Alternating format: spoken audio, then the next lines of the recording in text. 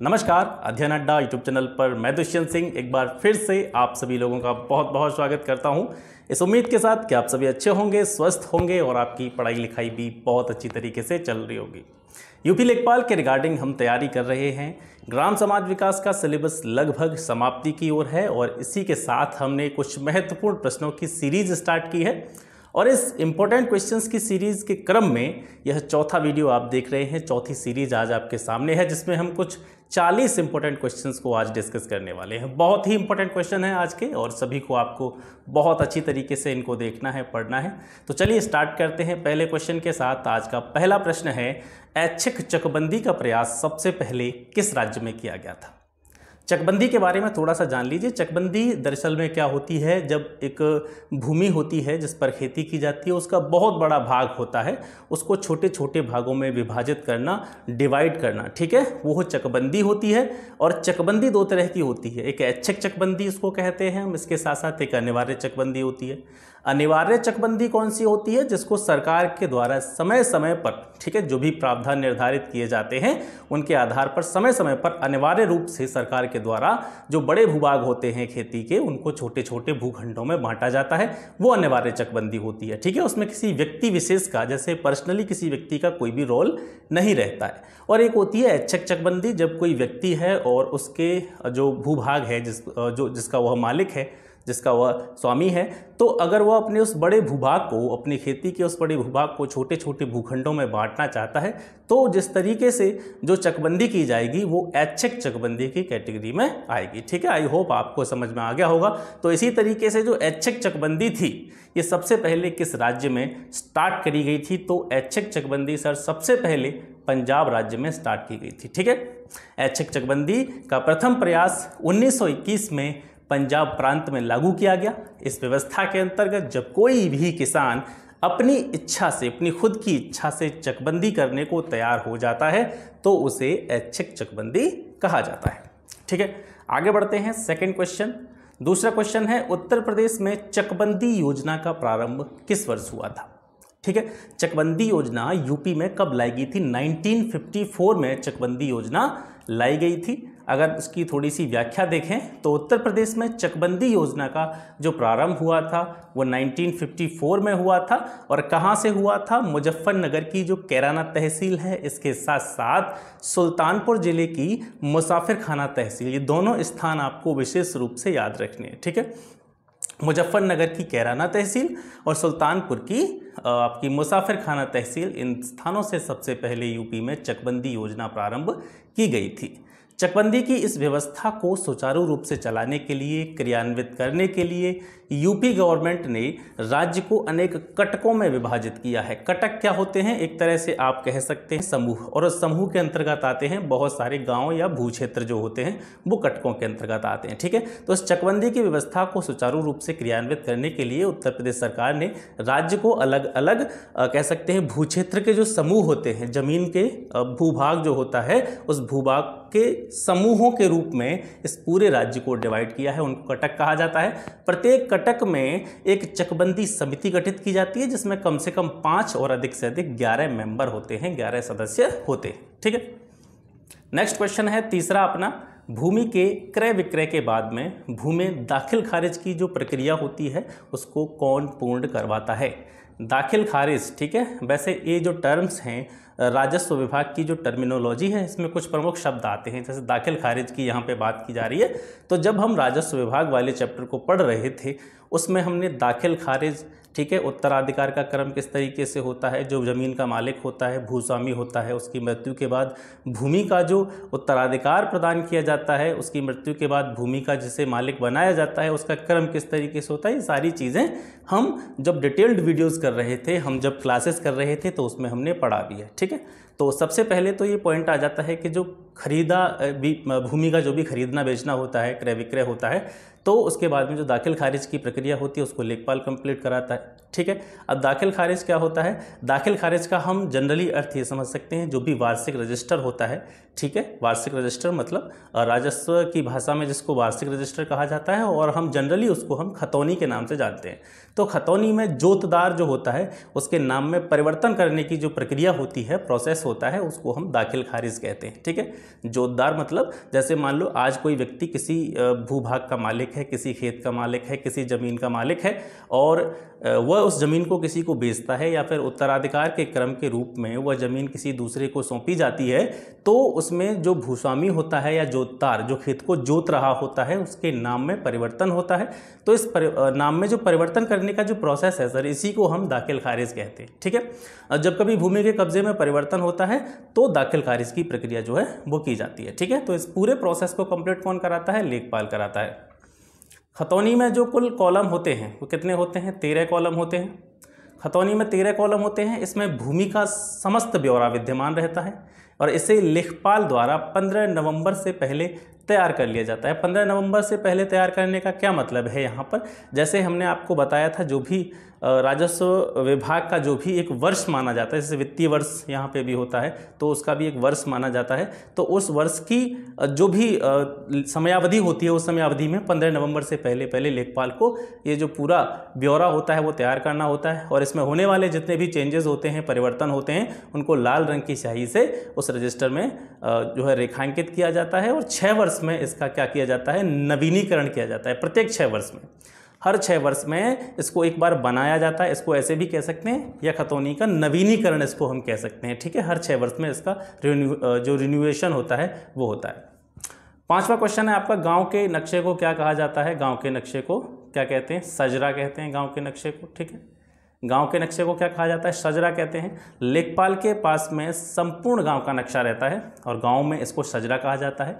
सजरे से संबंधित प्रश्न आपसे पूछा जा सकता है कि जो भी सजरा होता है या गांव का जो भी नक्शा होता है वो किस पर बना होता है? कागज़ पर बना होता है या कपड़े पर बना होता है? तो आप याद रखेंगे, जो सजरा होता है ये कपड़े पर बना हुआ होता है, और सजरे में गाँव की जितनी भी आबादी होती है, मतलब जहाँ पर जितने भी लोग रहते हैं, घरों की बसावट जो है वो आबादी हो गई, तो गाँव की जितनी भी आबादी है, एवं इसके अलावा गाँव के अलावा जो वन क्षेत्र होते हैं गांव के आसपास के, जो भी, उनको अलग अलग रूप से इस सजरे में दिखाया जाता है, ठीक है।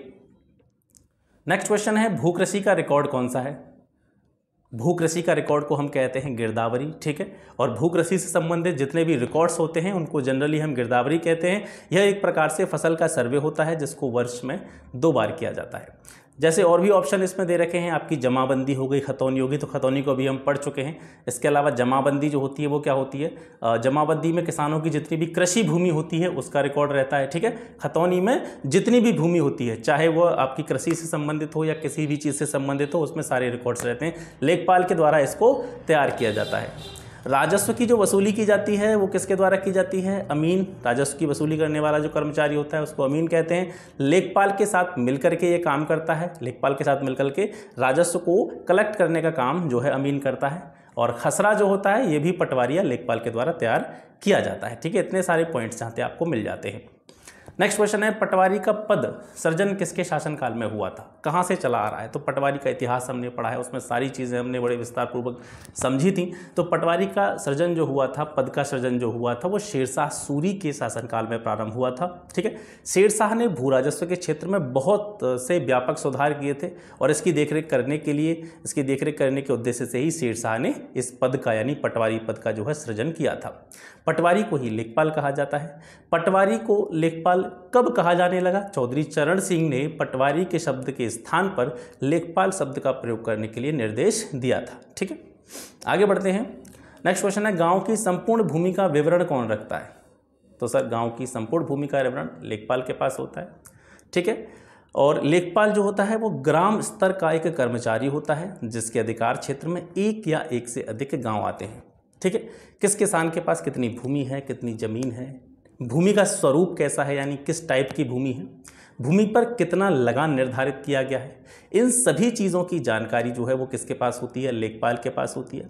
किसी भी किसान का निधन हो जाता है, उसकी मृत्यु हो जाती है, उसके बाद में जो तहसीलदार होता है या फिर जो अपर जिलाधिकारी या अपर जिला कलेक्टर जिसको कहते हैं, उसकी आज्ञा से लेखपाल जो होता है वो उसके उत्तराधिकारी को भूमि का स्थानांतरण करवाता है, जिसके बारे में अभी हम बात कर रहे थे। जैसे ज़मीन का कोई मालिक है, भूमि का कोई स्वामी है, उसकी अगर मृत्यु हो जाती है तो उसकी मृत्यु के बाद में उसकी जितनी भी भूमि होती है उसके उत्तराधिकारी को सौंपी जाती है। और उत्तराधिकारी किस किस तरीके से नामित किए जाते हैं, इसका जो है पूरा प्रोसेस वो किसके द्वारा किया जाता है, तहसीलदार या फिर अपर जिला कलेक्टर, ये जो है निर्देशित करते हैं किसको, लेखपाल को। तो हम इस तरीके से कह सकते हैं कि जो तहसीलदार होता है या अपर जिला कलेक्टर होता है, उसकी परमिशन से या उसकी आज्ञा से जो लेखपाल होता है, किसी भी कृषक की मृत्यु के बाद में उसकी भूमि का जो उत्तराधिकार होता है या भूमि का जो भी उसकी मृत्यु के बाद जो भी वाजिब मालिक है वो उसको स्थानांतरण उस भूमि का करवाता है। ठीक है, आगे बढ़ते हैं। तहसील स्तर का राजस्व अधिकारी कौन होता है? तहसील स्तर का राजस्व अधिकारी तहसीलदार होता है। ठीक है, तहसीलदार जो होता है वो तहसील स्तर का राजस्व अधिकारी होता है, जिसका काम होता है करों की वसूली करना। तहसीलदार का अर्थ, जैसे हम जब पढ़ रहे थे राजस्व विभाग के बारे में तो मैंने इसका वर्ड टू वर्ड अर्थ भी बताया था। ठीक है, तहसील का अर्थ होता है राजस्व संग्रह करने वाला पदधारक। ठीक है, ऐसे पद पर बैठा हुआ व्यक्ति जिसका मुख्य कार्य क्या है, राजस्व को इकट्ठा करना। ठीक है, हल्का स्तर पर लेखपाल या पटवारी प्रमुख अधिकारी होते हैं। हल्का क्या होता है ये भी मैंने आपको बताया था। हल्का होता है जैसे 2, 4, 6 जितने भी गांव होते हैं, वो गांव के जो भी मतलब तहसील होती है उसमें कितने गांव हैं, तो उसमें से 4-5 गांव हो गए या 3-4 जितने भी मतलब उसके आकार के हिसाब से बात कर रहे हैं, तो 2-3-4 जितने भी गांव होते हैं उनको मिला करके एक हल्का बनाया जाता है। तो हल्का स्तर पर लेखपाल या जो पटवारी होता है, प्रमुख अधिकारी होता है, लेखपाल को 3 से 4 गाँवों की जिम्मेदारी जो है इस संबंध में मिली होती है। भू राजस्व संबंधी कार्यों को निष्पादित करने का इनका कार्य है।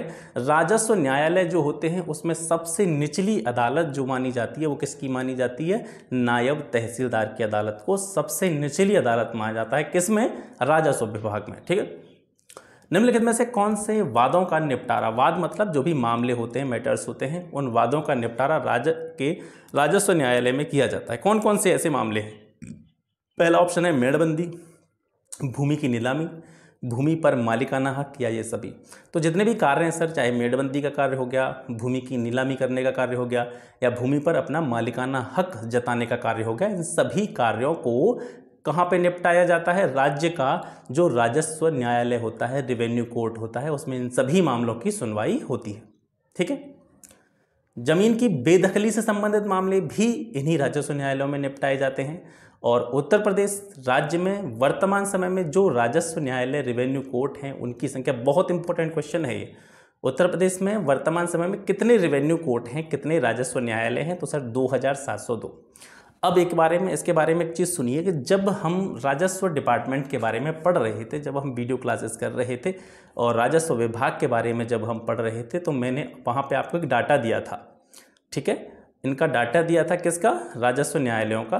तो उस समय पर इस डाटा को बताते हुए मैंने आपसे कहा था कि ये जो है संख्या इनकी घट बढ़ सकती है। मैंने वीडियो में आपको बताया था, अगर आपने वीडियो देखा होगा तो आपको पता होगा, इनकी संख्या घट बढ़ सकती है। तो घटने का तो सवाल इसलिए नहीं होता कि धीरे धीरे, क्योंकि पॉपुलेशन बढ़ रही है, क्षेत्र और भी बढ़ रहे हैं, तो कोर्ट जो है, कोर्ट्स की संख्या भी बढ़ाई जा रही है ताकि लोगों को समुचित रूप से जो भी उनके वाद होते हैं, जो भी उनके मामले होते हैं, उनका निपटारा आसानी से किया जा सके। तो ये जो डाटा मैंने लिया है, बुक्स में अभी भी वही डाटा है पुराना वाला जो मैंने आपको वीडियो में बताया था, लेकिन जो 2702 ये जो डाटा है राजस्व न्यायालयों की संख्या का, ये मैंने राजस्व विभाग की वेबसाइट पर जाकर के देखा है। ठीक है, अब आप मेरे हिसाब से, जो मेरा दिमाग ये कहता है कि अगर इस तरीके का प्रश्न अगर आता है आपके क्वेश्चन में, तो आप सीधे आप प्रीफर करेंगे किसको, जो राजस्व डिपार्टमेंट की वेबसाइट है उस पर जो संख्या दे रखी है वर्तमान में न्यायालयों की 2702, आप इसको जो है आप लास्ट डाटा मान करके चलेंगे, अंतिम डाटा इसको मान करके चलेंगे। ठीक है, आगे बढ़ते हैं। राजा टोडरमल भूलेख प्रशिक्षण एवं सर्वेक्षण संस्थान, राजा टोडरमल भूलेख प्रशिक्षण एवं सर्वेक्षण संस्थान, ये कहाँ पर है? तो ये है आपका हरदोई में। ठीक है, कर्मचारियों को भूलेख जो होते हैं, ज़मीन से जुड़े हुए जितने भी लेख होते हैं उनकी प्रतिलिपि, ठीक है, एक प्रतिलिपि तो जो होती है वो विभाग में ही जमा रहती है, जो भी संस्थान है वहाँ जमा रहती है। उसके अलावा जब उसका कोई और काम पड़ता है तो उसकी प्रतिलिपि तैयार करने के लिए, ठीक है, या फिर जो भी कर्मचारी होते हैं राजस्व विभाग के उनको ट्रेनिंग देने के लिए, प्रशिक्षित करने के लिए इस संस्थान का विशेष रूप से राज्य सरकार के द्वारा क्या किया गया है, निर्माण किया गया है। आगे बढ़ते हैं। राजस्व अधिकारी के तौर पर किसे शामिल किया जाता है? सहायक कलेक्टर, लेखपाल, निरीक्षक, कानूनगो या सभी? तो जितने भी पद आपको दिखाई दे रहे हैं ये सभी पद जो है राजस्व अधिकारी माने जाते हैं।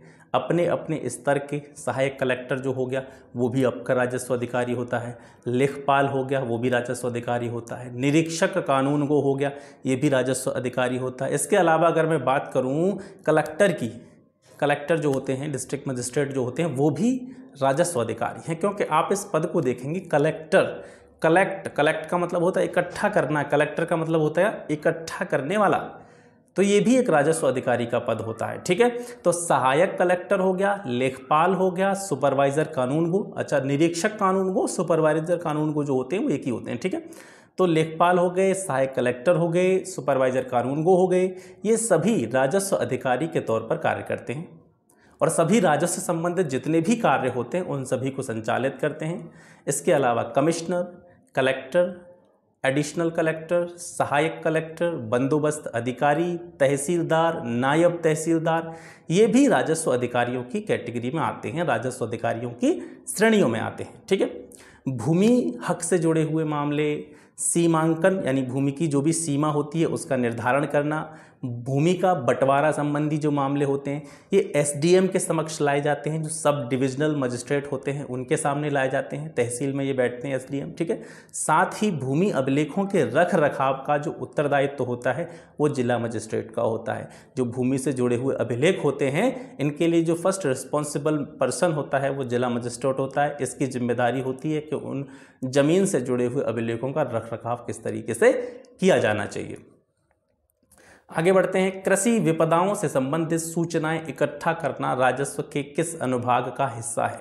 अब जो राजस्व अनुभाग हैं, वैसे तो मैंने आपको सभी राजस्व अनुभागों के संबंध में बिल्कुल डिटेल्ड में मैं बता चुका हूँ इन सभी चीज़ों को। जितने भी अनुभाग हैं उन सभी अनुभागों के बारे में हमने 1 बाय 1 सभी के बारे में पढ़ा था। अब सारे अनुभाग अगर आप याद ना भी कर सकें तो जितने अनुभाग मैंने इस सेशन में डाले हैं, कौन से अनुभाग का कार्य कौन सा है, इतने को भी अगर आप याद रख लेंगे तो ये मेरी समझ से पर्याप्त होगा। मैंने बहुत सोच समझ के, बहुत सारे अनुभाग थे तो उनमें से मैंने 2-3-4 क्वेश्चन इसमें डाले हैं इस सेशन में। आप इनको भी फोकस करेंगे तो ये पर्याप्त मेरे हिसाब से रहेंगे। अगर अनुभाग से क्वेश्चन आएगा तो मैं एक्सपेक्ट ये करता हूँ कि जो सेशन में मैंने ये क्वेश्चन डाले हैं अनुभाग से जुड़े हुए, उन अनुभागों से जुड़ा हुआ प्रश्न अगर पूछा जाता है तो वो इसमें से ही आने की संभावना बिल्कुल बनी रहेगी, ठीक है। तो कृषि विपदाओं, कृषि से जुड़ी हुई कोई भी ऐसी ट्रेजेडी हो जाती है, विपदा आ जाती है, उससे संबंधित जितनी भी इंफॉर्मेशन होती है उन इंफॉर्मेशन को कलेक्ट करने का कार्य राजस्व के किस अनुभाग का हिस्सा है, यानी राजस्व विभाग का कौन सा अनुभाग इन सभी सूचनाओं को एकत्रित करता है? तो अनुभाग 11 कृषि विपदाओं से संबंधित सूचना इकट्ठा करना इसका प्रमुख कार्य माना जाता है, ठीक है। वृक्षारोपण हो गया या बंजर भूमि विकास, ये सभी चीज़ें जो होती हैं राजस्व परिषद के किस अनुभाग के अंतर्गत आते हैं? अनुभाग 2 के अंतर्गत आते हैं, ठीक है। वृक्षारोपण करना, पेड़ लगाने से संबंधित या वृक्षारोपण से संबंधित राज्य सरकार समय समय पर जो है इसकी जो है कह सकते हैं हम गाइडलाइन जारी करती है, समय समय पर वृक्षारोपण अभियान चलाए जाते हैं। बंजर भूमि जो भी पड़ी हुई हैं, जिन पर खेती योग्य भूमि नहीं है, जो भी बेकार की भूमि पड़ी हुई है उसके विकास के लिए उसको कृषि के योग्य किस तरीके से बनाया जाए, कौन कौन से प्रमुख कार्य किए जाएँ ताकि उस भूमि का जो है उसको कह सकते हैं हम यूज़फुल बनाया जाए ताकि उस पर खेती की जा सके। तो ये सारे जो कार्य हैं ये राजस्व अनुभाग 2 के अंतर्गत होते हैं। राजस्व परिषद के प्रशासनिक एवं न्यायिक कार्यों को किस वर्ष पृथक कर दिया गया था? वर्तमान में जैसे आप देखेंगे जो भी हमारा रेवेन्यू काउंसिल है, राजस्व परिषद है, उसकी 2 कैटेगरीज़ हैं। एक में उसके जितने भी एडमिनिस्ट्रेटिव कार्य जो होते हैं, प्रशासनिक कार्य होते हैं वो किए जाते हैं। दूसरे में जुडिशियल वर्क जो आते हैं उसके न्यायिक कार्य वो किए जाते हैं। तो ये दोनों शाखाएं अलग अलग कर दी गई हैं। स्टार्टिंग में जब राजस्व परिषद की स्थापना हुई थी तो ये सारी चीज़ें एक ही हुआ करती थी, बाद में इनको जो है अलग अलग 2 भागों में बांट दिया गया। चाहे प्रशासनिक शाखा हो, न्यायिक शाखा हो, तो प्रशासनिक शाखा प्रशासनिक कार्य करती है, न्यायिक शाखा न्यायिक कार्य करती है। तो जो कार्य थे इनको कब एक दूसरे से अलग अलग किया गया था, तो इनको अलग किया गया था 1947, 48 में, 1947, 48 में राजस्व विभाग के जो भी प्रशासनिक और न्यायिक कार्य थे इनको अलग अलग कर दिया गया। ठीक है। कानून गो राजस्व निरीक्षक, लेखपाल आदि के कार्य तथा उनकी सेवा नियमावली और उनमें संशोधन किस अनुभाग के अंतर्गत आते हैं? बहुत इंपॉर्टेंट प्रश्न है। कानून गो हो गया, चाहे आपका राजस्व निरीक्षक हो गया, चाहे आपका लेखपाल हो गया, इनके जितने भी कार्य होते हैं, इनकी जो भी कार्यशैली होती है, इनकी जो भी सर्विस नियमावली होती है जिसमें उनकी सेवा से जुड़े हुए जो नियम होते हैं, इनमें संशोधन करना किस अनुभाग के अंतर्गत आता है? अनुभाग 9 के अंतर्गत ये आता है। राजस्व अनुभाग 9 में तहसीलदार, नायब तहसीलदार, कानून गो, राजस्व निरीक्षक, लेखपाल, इन सभी के कार्य, उनकी सेवा नियमावली और उनमें संशोधन संबंधी कार्य होते हैं। इसके अलावा अनुभाग 9 के और कार्य क्या क्या हैं? कृषि गणना, ठीक है, खेतों की हदबंदी, दाखिल खारिज संबंधी जितने भी कार्य हो गए, बंटवारा संबंधी जितने भी कार्य हो गए, वे सभी कार्य भी अनुभाग 9 के अंतर्गत ही आते हैं। इतनी जानकारी आपको यहाँ से याद रखनी है। ठीक है। अगला क्वेश्चन है, भारतीय संविधान का अनुच्छेद 31B निम्न में से किससे संबंधित है? बहुत ही महत्वपूर्ण प्रश्न है। भारतीय संविधान का जो आर्टिकल 31B है वह किन किन चीज़ें, कौन कौन सी चीज़ें हैं जो उस आर्टिकल के अंतर्गत आती हैं? तो पहला ऑप्शन है मौलिक अधिकारों से संबंधित अनुच्छेद 31A। इस 31A के अंतर्गत कतिपय अधिनियमों का विधिमान्य किए जाने से। दूसरा है भूमि सुधारों से संबंधित राज्य सरकारों द्वारा जो कानून पारित किए जाते हैं उनको न्यायालयों द्वारा अवैध घोषित होने से बचाने से। तीसरा है अधिकतम जोत सीमा निर्धारण से संबंधित जितने भी कानून होते हैं उनको न्यायालयों द्वारा अवैध घोषित होने से बचाने से। तो ये सभी कार्य जो हैं भारतीय संविधान के अनुच्छेद 31B के अंतर्गत आते हैं। ठीक है। नेक्स्ट क्वेश्चन है, निम्नलिखित में से कौन से संविधान संशोधन से भारत में जो भूमि सुधार हैं उनका मार्ग प्रशस्त हुआ था? पहला संविधान संशोधन अधिनियम 1951। ठीक है। पहला संविधान संशोधन 1951 के द्वारा जो भारत में भूमि सुधार थे उनका मार्ग जो है प्रशस्त हुआ था। अब बाकी के 3 जो संशोधन दे रखे हैं नीचे, 4वां संशोधन अधिनियम 1955, 17वां संशोधन अधिनियम 1964, 44वां संविधान संशोधन 1978। ठीक है। इनके बारे में कौन कौन सी एडिशनल इन्फॉर्मेशन है उसको थोड़ा सा देख लेते हैं। अब जैसे आप लोगों में से बहुत से जो हमारे साथी हैं वो ये कहते हैं कि जैसे सोचते होंगे कि मैं जैसे क्वेश्चन आपको बोलता हूँ, आंसर मैं आपको टाइम नहीं देता, पहले ही बोल देता हूँ। तो दरअसल मैंने आपसे पहले भी कहा था कि मैं इसको एक आप मॉक की तरह मत दीजिए, इसको आप प्रैक्टिस सेशन मत देखिए, इसको आप ये देखिए कि आपने पूरा जो भी कॉन्सेप्ट है, ठीक है, चैप्टर की जो भी पूरी थ्योरी है वो मैं आपको पूरी बढ़िया तरीके से पढ़ा चुका हूँ। अब वो तो आपने पढ़ा ही होगा, ठीक है, जो गंभीर विद्यार्थी होंगे हमारे उनने वो सारी चीज़ें पढ़ी होंगी, बहुत अच्छी तरीके से पढ़ी होंगी। और अब तक शायद इतना टाइम हो गया है मुझे वीडियो डालते डालते, तो मैं ये उम्मीद कर रहा हूँ कि आपने उसका रिवीजन भी बहुत अच्छी तरीके से किया होगा। तो अब चीज़ें क्या बचती हैं? ठीक है, देखो जो चीज़ें थी विस्तृत रूप से वो तो आपने पढ़ी। अब उसके बाद में उसमें से भी आपको कुछ चीज़ें इस तरीके से शॉर्टलिस्ट कर दी जाएँ ताकि आपको पूरी चीज़ पढ़ने के लिए ज़रूरत ना पड़े। ठीक है। हालांकि इतना समय आपके पास अभी भी है और बहुत ज़्यादा इतना सिलेबस नहीं, वीडियो ज़रूर 30+ हो चुकी हैं, लेकिन जो वीडियो हैं और उनमें कंटेंट इतना नहीं है कि आप उसको नहीं पढ़ पाएँ। आप अगर देखेंगे तो 2-3 दिन में पूरी वीडियो को एक बार रिवाइज़ कर सकते हैं। आप अगर एक दिन ठान के यही बैठ के कि हमको ग्राम समाज विकास ही पढ़ना है या जो भी ग्रामीण परिवेश है उससे संबंधित रिवीजन करना है, तो जितनी वीडियोज़ मैंने इस चैनल पर डाली हैं उसकी जो प्लेलिस्ट बनी हुई है उसको अगर आप सोचेंगे कि आज हमको रिवीजन करना है, तो आप सुबह से बैठ के और शाम तक आपको केवल कान में ईयरफोन लगा लीजिए, आराम से एकांत में बैठ के कहीं पे भी उसको थोड़ा सा स्पीड में करके 1.5 कर लो, इतना काफ़ी रहता है। तो 1.5 करके अगर आप उसको बढ़िया तरीके से देखेंगे, स्पीड में भी देखेंगे, तो 2-3 दिन में आप जो भी मैंने कंटेंट दिया उसको आराम से रिवाइज़ कर लेंगे।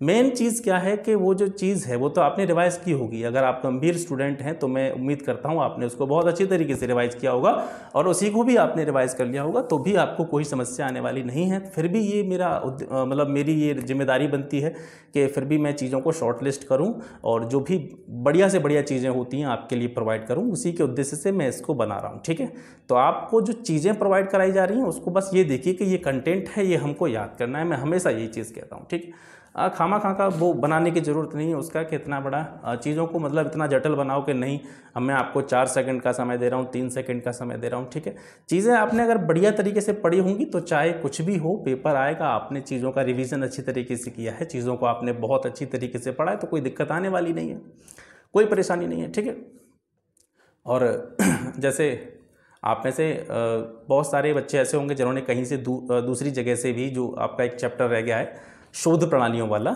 जो सामाजिक अनुसंधान या ग्राम विकास शोध प्रणालियां हैं, वो अभी मैंने आपको नहीं कराया है, उसके नोट्स तैयार हैं और मोस्ट प्रोबेबली मैं ये कह सकता हूँ कि कल आपको जो भी आपका ग्रामीण समाज अनुसंधान की जो पद्धतियां हैं या जो भी शोध प्रणालियां हैं उसका वीडियो आपको कल 100% मैं आपको प्रोवाइड करने का प्रयास करूंगा। थोड़ा सा बड़ा चैप्टर है, थोड़ा कॉम्प्लिकेटेड चीज़ें हैं, तो उसको मैं 2-3 पार्ट में आपको कराऊंगा। ठीक है, कम से कम 3 पार्ट तो मैं उसके कराऊंगा और 3 पार्ट कराने के बाद में उसका जो भी ऑब्जेक्टिव्स होंगे उनको भी आपको पूरी जितनी भी चीज़ें हैं, जो भी क्वेश्चंस बनेंगे वहाँ से, उन सभी चीज़ों को भी मैं आपको बताऊँगा। ठीक है, तो कल आपको वीडियो मिल जाएगा। हाँ, तो हमने अभी देखा था कि जो भी भारत में भूमि सुधार थे उनसे संबंधित जो मार्ग प्रशस्त हुए थे, पहले संविधान संशोधन 1951 के द्वारा हुए थे। अब देखते हैं कि चौथा संविधान संशोधन जो था 1955 का, उससे क्या क्या परिवर्तन हुए थे। तो जो भी प्राइवेट प्रॉपर्टी होती है, निजी संपत्ति होती है, उसके अनिवार्य अधिग्रहण के स्थान पर दी जाने वाली जो क्षतिपूर्ति होती है उसकी मात्रा को न्यायालय की जाँच से बाहर किया जाए। मतलब जैसे कि सपोज कीजिए जैसे आपकी कोई भूमि है, आपकी कोई ज़मीन है, आपकी कोई प्रॉपर्टी है, वो किसी रोड के सहारे है और वहाँ पर किसी भी चीज़ का कोई निर्माण हो रहा है, मान लीजिए रोड का ही निर्माण हो रहा है, कोई फ्लाईओवर वहाँ से निकल रहा है, कोई हाईवे वहाँ से निकल रहा है, तो क्या किया जाता है, गवर्नमेंट के द्वारा अधिग्रहण किया जाता है उस ज़मीन का। ठीक है भाई, कोई भी गवर्नमेंट होगी, सरकार होगी, या तो वो इस भूमि का अधिग्रहण करेगी क्योंकि उसको वहाँ से रोड बनाना है या कोई भी चीज़ का निर्माण करना है। अगर गवर्नमेंट अधिग्रहण नहीं करेगी तो गवर्नमेंट के द्वारा जो भी व्यक्ति या जो भी कंपनी या जो भी समूह प्राधिकृत किया जाएगा इस चीज़ के लिए, वो आपकी भूमि का अधिग्रहण करेगा। तो जब भी आपकी भूमि का अधिग्रहण होगा तो उसकी एक क्षतिपूर्ति जो भी रकम होगी, जो भी पैसा होगा, जो भी मतलब धन होगा, वो आपको दिया जाएगा। तो ये जो भी भूमि का अधिग्रहण होता है, भूमि अधिग्रहण के बाद में उसकी क्षतिपूर्ति के रूप में जो आपको पैसा मिलता है उसको न्यायालय की जांच से बाहर किया गया था 4वें संविधान संशोधन के द्वारा। ठीक है, यानी कि चाहे आपकी जो भी भूमि है, आपका अब उसका जो भी मूल्य निर्धारित करेंगे, यानी जो भी उसका एक्चुअल अमाउंट होगा उस भूमि का, और सरकार भी समय समय पर ये निर्धारित करेगी कि जो भी जिस किसी व्यक्ति की भूमि का अधिग्रहण किया जा रहा है उसको भी ऐसा नहीं लगे कि उसकी ज़मीन चली और उसको पैसा नहीं मिला। ठीक है, तो इसके लिए समय समय पर पॉलिसीज़ बनाई जाती हैं। तो चाहे कितना भी पैसा उस किसान को दिया गया है उसकी भूमि अधिग्रहण के बदले में, तो उसकी न्यायालय में जांच नहीं की जा सकती और उस पूरे मामले को न्यायालय की जांच से बाहर कर दिया गया था। ये 4वें संविधान संशोधन के द्वारा हुआ था। ठीक है, इसके अलावा 4वें संविधान संशोधन के द्वारा कोई भी जो व्यापार होता है, ट्रेड होता है, उसको राष्ट्रीयकृत बनाए जाने के लिए राज्यों को अधिकार दे दिए गए थे। यानी कोई भी व्यापार है, अगर राज्य चाहे तो उस व्यापार को राष्ट्रीयकृत व्यापार बनाया जा सकता है। ठीक है, तो ये 4वें संविधान संशोधन की बातें हैं। 17वां संविधान संशोधन जो कि 1964 में हुआ था, इससे क्या हुआ था, यदि भूमि का बाजार मूल्य बतौर मुआवजा न दिया जाए तो व्यक्तिगत हितों के लिए भूमि अधिग्रहण प्रतिबंधित है। सेम चीज़ है, थोड़ा सा उसमें डिफरेंस है, उसको समझिए।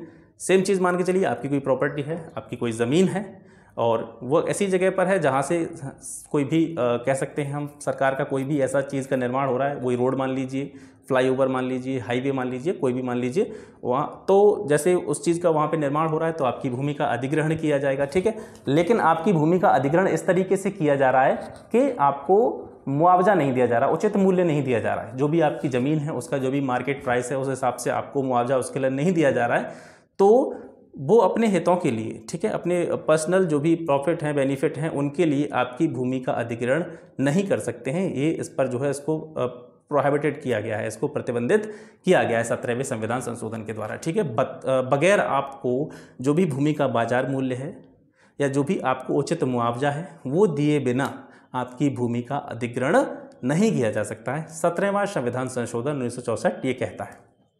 नेक्स्ट क्वेश्चन, संविधान के किस अनुच्छेद के अंतर्गत जिला कलेक्टर जो होता है उसको अपने कार्यकाल की सुरक्षा प्रदान की गई? एक तरह से हम कह सकते हैं कि कौन सा अनुच्छेद जो होता है वो जिला कलेक्टर के जितने भी कार्यकाल से संबंधित जो भी बातें होती हैं उसकी कह सकते हैं पद से जुड़ी हुई जो बातें होती हैं वो कौन से आर्टिकल में दी गई हैं? 311 अनुच्छेद में इसको दिया गया है।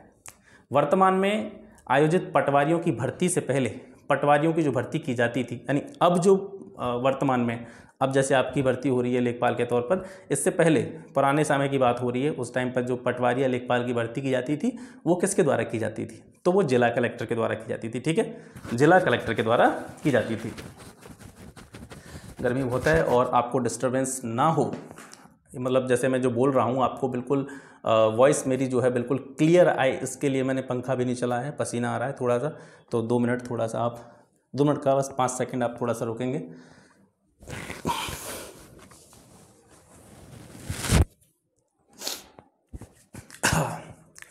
तहसीलदार का प्रमुख कार्य कौन सा है?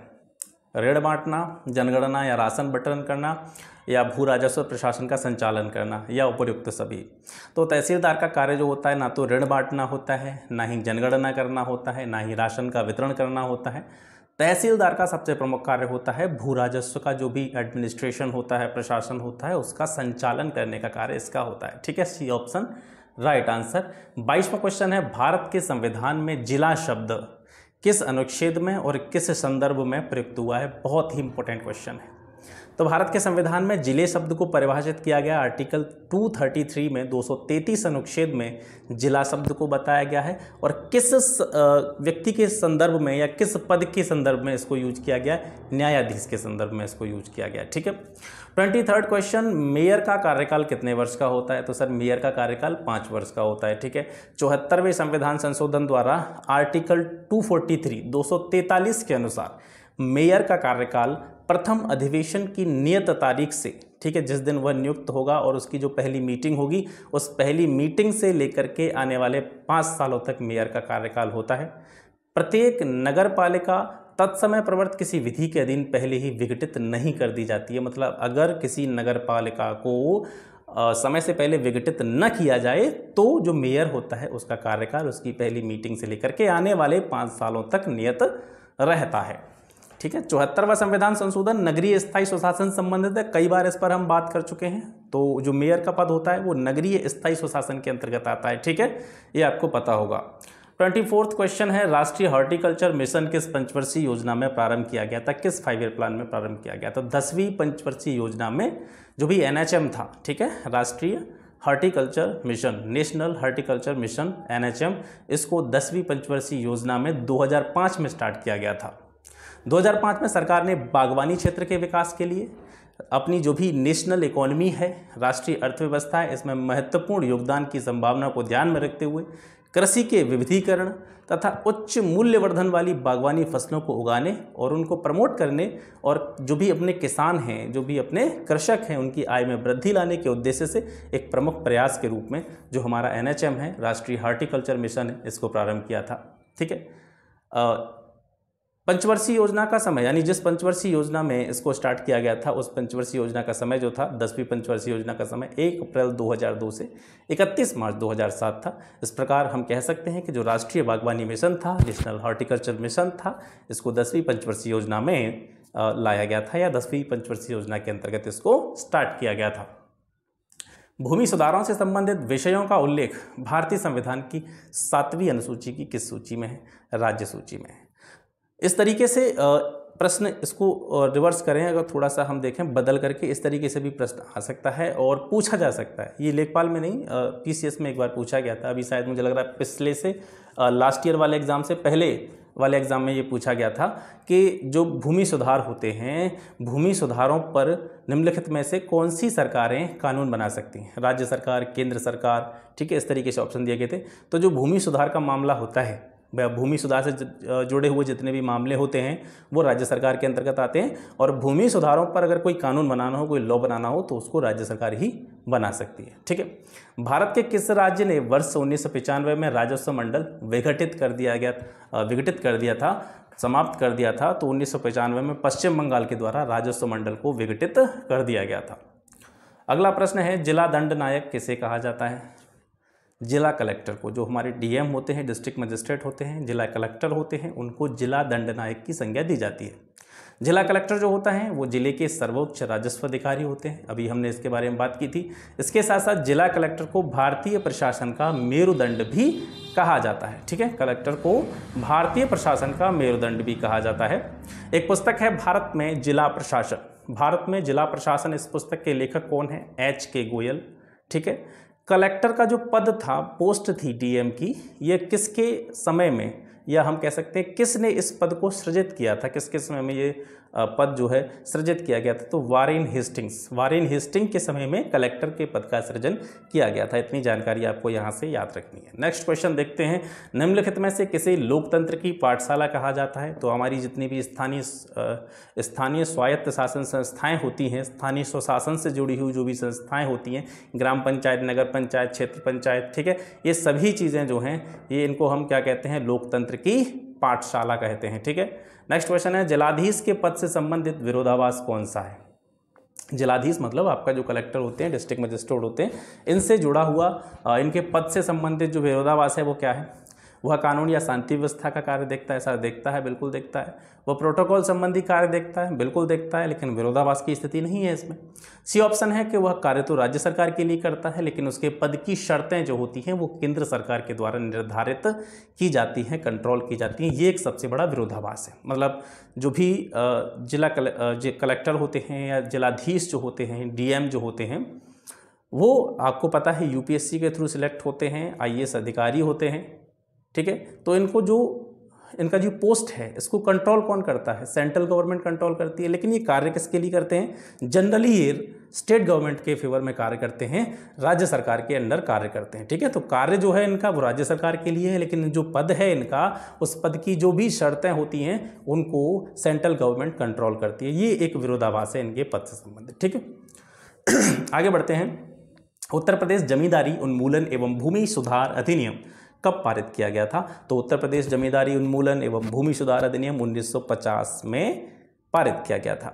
ग्रामीण क्षेत्रों में कमजोर वर्गों, विशेषकर महिलाओं की बात करें, बच्चों के स्वास्थ्य की बात करें, तो इनसे जुड़ी हुई जितनी भी सर्विसेज हैं उन तक उन सभी सेवाओं की पहुंच सुनिश्चित करने की सबसे पहली जो कड़ी है, चेन है, वो कौन सी है? मातृ स्वास्थ्य कार्यक्रम, स्वास्थ्य मिशन, या फिर आशा, या फिर बाल विकास कार्यक्रम। तो आशा के बारे में हमने आपको पढ़ाया था। तो जो भी ग्रामीण क्षेत्र हैं और ग्रामीण क्षेत्र के जो भी ज़रूरतमंद महिलाएं हैं, बच्चे हैं, किशोरी हैं, उनके स्वास्थ्य से संबंधित जो भी सेवाएं हैं उनकी पहुंच इन सभी वर्गों तक सुनिश्चित करने की जो सबसे पहली कड़ी मानी जाती है वो आशा मानी जाती है। ठीक है, लेखपाल के प्रत्येक दौरे को राजस्व विभाग की भाषा में क्या कहा जाता है? निरीक्षण, परीक्षण, प्रेक्षण, पड़ताल। ठीक है, तो लेखपाल का जो भी दौरा होता है, जब वो कह सकते हैं कि चेक करने के लिए जाता है, तो उसको पड़ताल कहते हैं। पड़तालें 3 तरह की होती हैं। प्रथम पड़ताल को खरीफ पड़ताल कहा जाता है।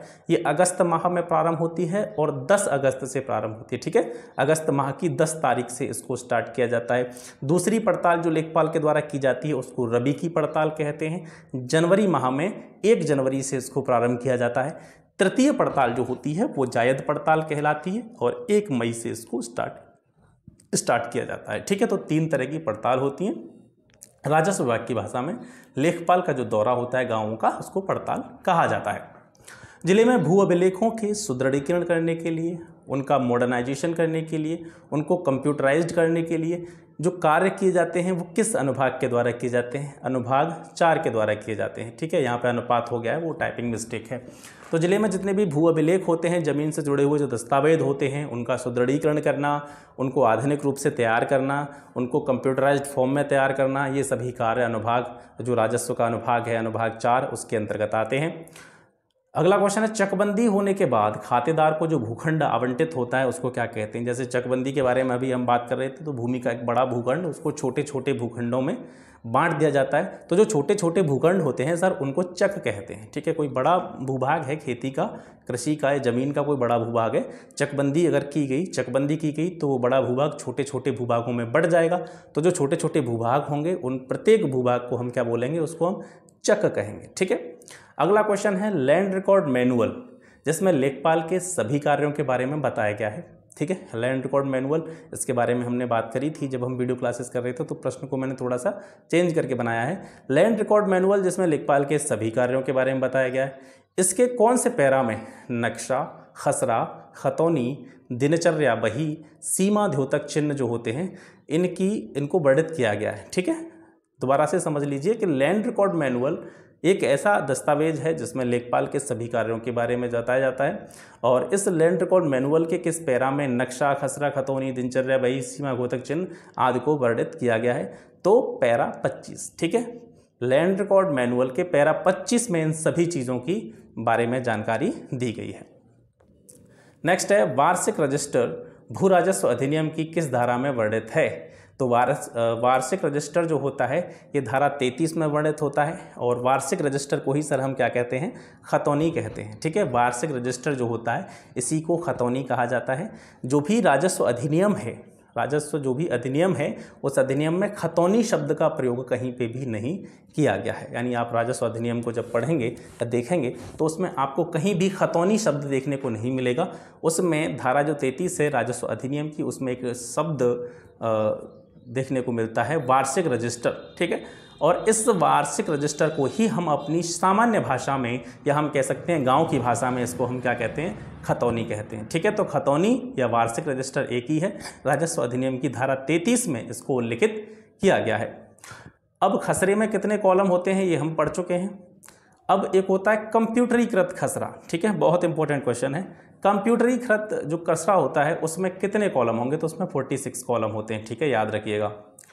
38वां क्वेश्चन है जमीन का कंप्यूटरीकृत डाटा सुरक्षित रखने के लिए भारत सरकार ने पटवारी इंफॉर्मेशन सिस्टम से नाम से एक जो है सॉफ्टवेयर विकसित किया था।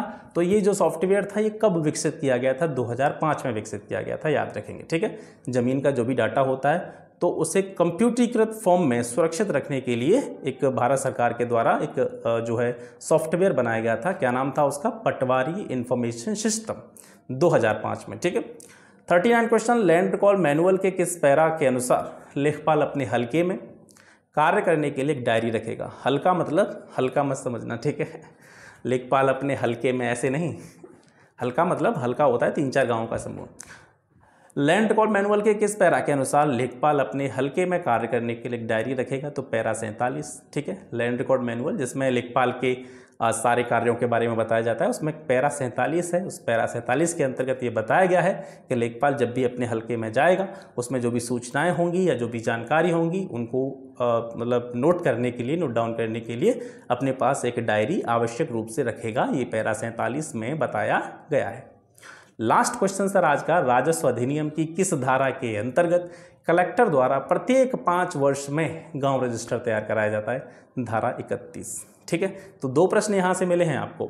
एक तो प्रश्न यही मिल गया जिसके बारे में अभी हम पढ़ रहे हैं कि राजस्व अधिनियम की किस धारा के अंतर्गत, धारा के संबंध क्वेश्चन हो गया, किस धारा के अंतर्गत कलेक्टर द्वारा प्रत्येक 5 वर्ष में गांव रजिस्टर तैयार किया जाता है? धारा 31। दूसरा क्वेश्चन आप यहीं से इनडायरेक्टली आप देख सकते हैं कि कलेक्टर द्वारा जो गाँव रजिस्टर तैयार किया जाता है वो प्रत्येक कितने वर्ष में उसको तैयार कराया जाता है? तो 5 वर्ष में तैयार कराया जाता है। ठीक है, तो ये हो गया सर आज का सेशन। आशा करता हूँ आज का ये सेशन आपको बहुत अच्छा लगा होगा, क्वेश्चंस आपको पसंद आए होंगे।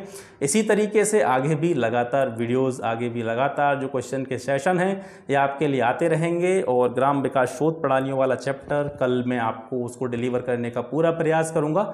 इसके साथ साथ जो भी एडिशनल इन्फॉर्मेशन इस एग्ज़ाम के रिगार्डिंग होंगी, जो भी अतिरिक्त जानकारियाँ कुछ ऐसे टॉपिक होंगे, जैसे अभी एक फर्टिलाइजर वाला टॉपिक बचा है उसको भी मैं आपको कराऊंगा, एक कृषि यंत्रों वाला टॉपिक बचा है उसको भी मैं आपको कराऊंगा। ठीक है, तो जो भी टॉपिक ऐसे होंगे जो भी मुझे ऐसा लगेगा जिसके बारे में कि ये मुझे आपको डिलीवर करना चाहिए, तो उनको भी मैं लगातार आपके लिए कराता रहूँगा। सेशन इसी तरीके से चलता रहेगा। मेरी शुभकामनाएं, मेरी बेस्ट विशेस आपके साथ हैं और आपको 100% इन चीज़ों से लाभ हो। आप एग्ज़ाम में बहुत अच्छा स्कोर करें, आप इस एग्ज़ाम को 100% क्रैक करके अपने माता पिता का नाम रोशन करें। और इन्हीं उम्मीदों के साथ, इन्हीं शुभकामनाओं के साथ आज के सेशन को यहीं पे विराम देते हैं। मिलते हैं आपसे फिर नेक्स्ट वीडियो में एक नए टॉपिक के साथ में। तब तक के लिए नमस्कार, जय हिंद।